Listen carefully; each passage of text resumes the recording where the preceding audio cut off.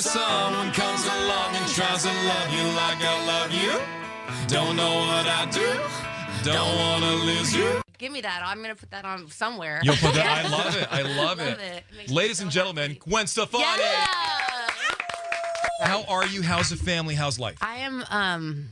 I feel electricity in the room right now. This is just so exciting to be here and to have new music is everything always. I had been writing for since 2020 because I started writing because poor Kelly. I'm using her name a lot because it's her fault. She actually texted me during quarantine, Kelly Clarkson, and she was sending me these demos of songs she'd been writing, and they were so good, and I was so jealous. I was like. Was she bragging to you or something? No, Look what I'm doing here? she was just being a friend and saying, listen to this and, sharing. She's like that. And I'm thinking, I am literally, at home with my kids homeschooling on a ranch, cleaning the toilets, all the stuff that we had to do, right? Yeah. And she's right. I was like, when are you writing these? She goes, I just stay up all night. And I was like, what? Oh, my God. I mean, if you knew Kelly, you would believe her because she's absolutely crazy. But, it made me think, I want to do that. If she's doing it, I want to, so that's when I started writing. But I feel like I went down the wrong road. I kind of went backwards. I was kind of trying to repeat the past. I wanted to feel nostalgic. I wanted to feel reggae. I wanted to feel these things. And then when I landed on Purple Irises, that was the first song I wrote that I was like, oh my gosh, this absolutely feels like me right now. This feels like everything I listened to in the back of the station wagon on the way to church with my family, and I would just sing along to it, and it would just had that feeling to me, that home feeling. And so, now we're sitting here talking about it. It feels so bizarre. I love the idea of picturing you in the back of that station wagon, that country squire or something like that, going to church. We would just drive all the way to Orange, and we lived in Anaheim, but we went to this church called Holy Family in Orange, and just the whole way there, we would just listen to these songs, and it was just, I knew every single lyric. And I remember my parents looking, how do you know the words to all these songs? I don't know. We're going to play the song in a second. We really do like it, so congratulations on that. I love how, you're no, for real. We're not just how many people do you tell you like their song, but you don't? No, but seriously, how many people, come into a studio and they play you a song, and not everyone is going to be amazing, but you heard me singing along to it. We love the song. Thank you. It's really good. Much. Did you always want Blake on the song, or I always want Blake? You could just stop with that. You always want him on a song? There, always. With the Blake thing was, I did not write this song to have as a duet. I was actually writing this song about how I felt about Blake, right? Wow. And so I remember playing it for him and thinking, I wonder if he's going to catch all of the details of my truth, because I was saying a lot. You know what I mean? And and he just was like, I love this song, and then he kept saying don't put that out like that, don't. You should wait on that record, because we always did fantasize about writing together and doing music together in the future. And then I was like, if you want to be on this, I'll rewrite the whole verse. I'll just do everything I can. And he was like, okay. And 20 minutes later, he was singing on it. And that was a demo. And then we ended up going in and recording it in Nashville. And we got there, we're driving to the studio, and we make a turn, and the street we recorded on is Iris Street. Oh, no. And I was this is happening for a reason. You start to think it's happening for a reason. Right. And that's how Blake ended up on it. I want to play the song. We're going to do that, and I'm trying to figure out, it didn't take me long to figure it out, though. You look so fantastic. You've been here so many times. And it's not about just being beautiful, right? That's not what I'm trying to say, so please don't misread that. It's the love. Dear God, you're so happy right now. You're feeling so confident. Life is so good. I assume the kids... No, it's true, Gwen. Looking at you, I can see that in your face. Well, I feel like that's so amazing that you just said that, because I'm deeply try desperately to connect with the higher power of God. And I'm going to say it, but that's what I believe. I've always believed that my whole life. And that's one of the things they do say, that your light will shine through if you try to connect and pray for that. And I do pray for that. So I thank you. You're shining. That is, God is love. And amen. You're saying that. Yeah, amen. I'm going to sit here and be like, oh my amen. gosh, I can't believe that just happened right now. Because it's spiritual. because I did not write this song. I wrote. I literally was praying on the way. You were to a vessel the studio. for it. Yes. Yeah. Because I was driving on the freeway on the 5. I got off. I turned on Orange Grove Street where the studio was, and I was like, "Please God, let me just get something done today. Let me just give me something. If just use me, whatever it is." And Purple Irises just pop into my head, and I'm like, "All right." I put it into my phone. I walk in the studio. I start writing the song. And then here we are sitting talking, and you just said that to me. So it is like a miracle, and we all have our own gifts. Like we do, you know what I mean? Right? I think everybody in the world has a story to tell. Everybody's a gift. Sometimes we don't necessarily recognize what our gift is. Yeah. But we all have something special, right? 100%. Yeah. And I wanted to play the song, but now we're out of time. But we keep talking. You guys, I'm so on coffee right now. No. So I want you to press play on this. Oh my gosh. Yeah, come over because it's always fun if you get to do it yourself. The camera's going on. Yeah, let's get you all set up. Pressed play. You've never pressed play? No. Introduce it. This is your song. You'll press this button right there. Hey, what's up, everybody? This is Gwen Stefani. This is my new song with Blake Shelton, and it's called Purple Irises.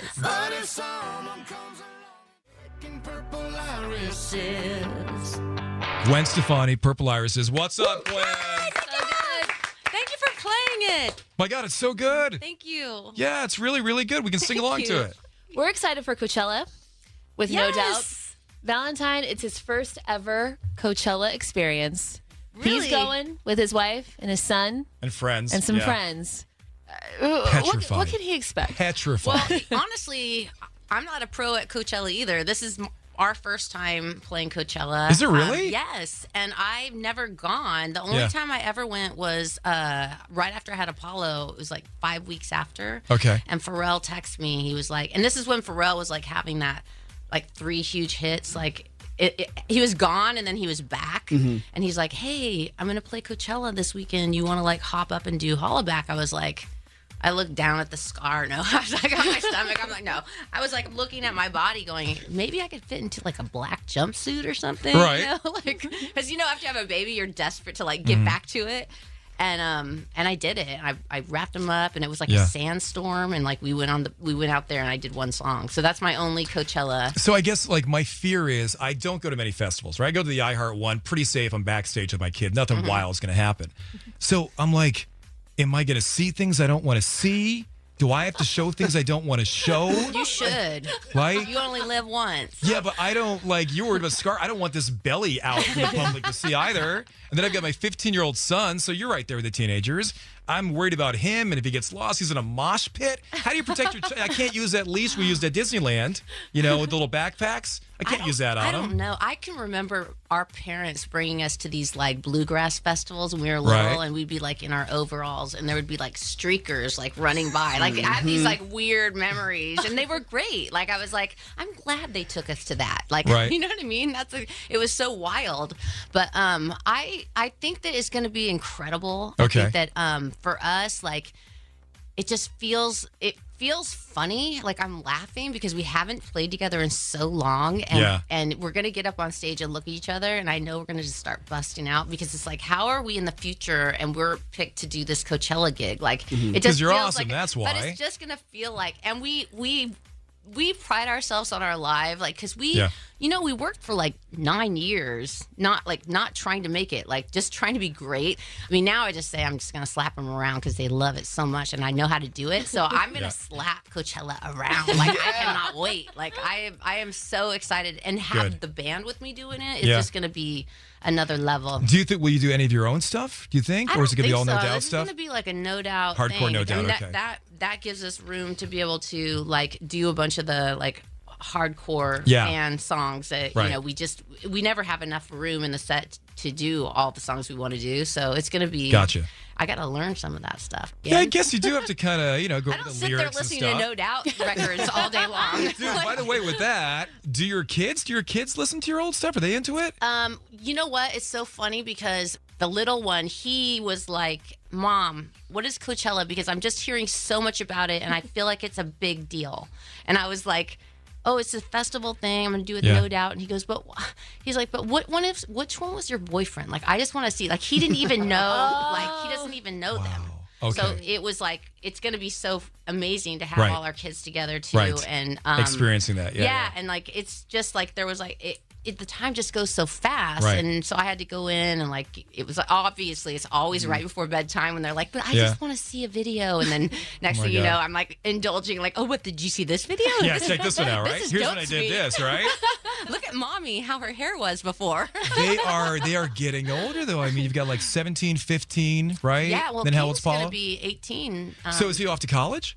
He has one more year. One more year. And he's doing music, which is, so awesome. It's so cool. It's so unexpected, yeah. And like everybody says, oh, of course he is. It's like the gene, but it doesn't work like that. Yeah. Like you just are who you're born to be. You know what I mean? And so it's really fun to. The other day, like I was like, I would write with him, but he won't. You know what I mean? He wants to do his own.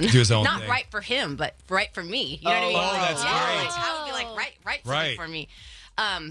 But the middle boy is just learning guitar, Zuma, and he's singing as well. But he's going to be 16 in the end of the summer. Oh my gosh, Valentine's night, and just being a married couple, and you got 3 boys. I've got the 15-year-old son, so finding that private time and stuff, especially you got soccer practice, different sports and stuff. Do you guys have a set date night? How do you keep the time for each other? Like how do you do it? Not at all. No. In fact, we don't go to restaurants. We're such like homebodies. But the one thing we have that is so special is Oklahoma. Oh, and so we go back a lot and we garden together. That's how we got this song basically. And it's one of those things where it's like the one place where we come together and we get that time alone and like it's just an amazing thing I didn't know I was missing out on is having like this ranch where it's just all nature and like we go there. We do really large scale like gardening. I don't know if that sounds weird, but like fields of flowers. Like flowers. Yeah, okay. I feel like you're the perfect person to ask about this too. Like it sounds like such a basic question, but just based on this conversation, like if you had to pinpoint what makes a relationship work through all those years, like what does it come down to? The only thing I will say is that the number one relationship that I always constantly go back to is my faith and my relationship with God. That is my number one. Wow. Amen. And if you keep that going, then things do fall into place. Well, I bet, and we're not going to take too much more time on this, but I bet there was a point, because I think there's points in my life too when I look back, when you talk about your faith and you talk about your relationship to a higher power and to God, there probably was a point, you don't have to divulge it, that's personal stuff, but there was a point where you probably felt really, really low in life. Hey guys, it is Ryan. I'm not sure if you know this about me, but I'm a bit of a fun fanatic when I can. I like to work, but I like fun too. It's a thing. And now the truth is out there. I can tell you about my favorite place to have fun. Chumba Casino. They have hundreds of social casino style games to choose from with new games released each week. You can play for free anytime, anywhere. And each day brings a new chance to collect daily bonuses. So join me in the fun. Sign up now at ChumbaCasino.com. No purchase necessary. VGW Group. Void where prohibited by law. See terms and conditions. 18+.